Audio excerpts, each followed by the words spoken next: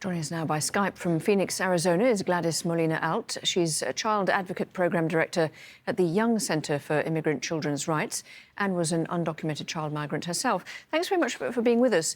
I wonder if you can describe how you see the situation at the border now for children. Thanks, Lauren.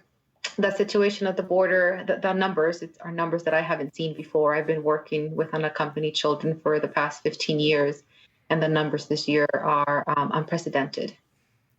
And there were reports of children originally being kept in border facilities which are similar to jails for longer than the 72-hour limit. Is it your understanding that that kind of thing has now stopped or not? The goal of the administration has been to reduce that length of stay in the Border Patrol stations by opening up the emergency intake sites, such as the one in Long Beach, California, so that kids can be moved from Border Patrol stations into these emergency intake sites overseen by U.S. Health and Human Services. What about the progress on reuniting children with families? What's your understanding of how that's going? On that one, I think the administration has made great strides, Lauren, in terms of changing certain requirements that used to be in place before that led to a longer process for reunification. So what we're seeing on the ground now are changes that are being implemented to release kids to their families in the United States at a faster pace. And that has been something that on the advocate side of the fence has been celebrated. Tell us, we were seeing, obviously, while we talked to you, a few pictures of kids who arrived at the border. What ages are they generally, the children coming across? The ages tend to be, the majority of them tend to be like 15, 16, 17-year-olds. But in the most recent years, we've seen younger kids come in. So you'll see kids as young as toddlers, 2, 3-year-olds come in as well into in the care of the Office of Refugee Resettlement.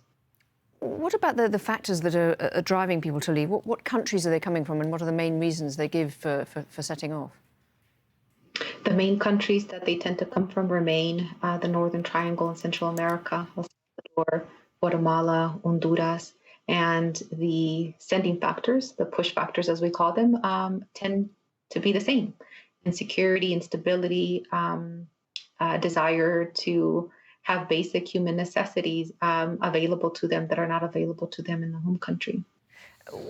I mean, I just want to go back to the fact that you were a child migrant yourself. When you see the situation there at the moment, is it sort of odd to see it kind of almost exacerbated in the last year or so? What's your feeling about it? It is, because I fled El Salvador during the 80s. My parents fled the war during the 80s, and then they brought me to the United States in 1990, a couple of years before the peace treaty was signed in El Salvador.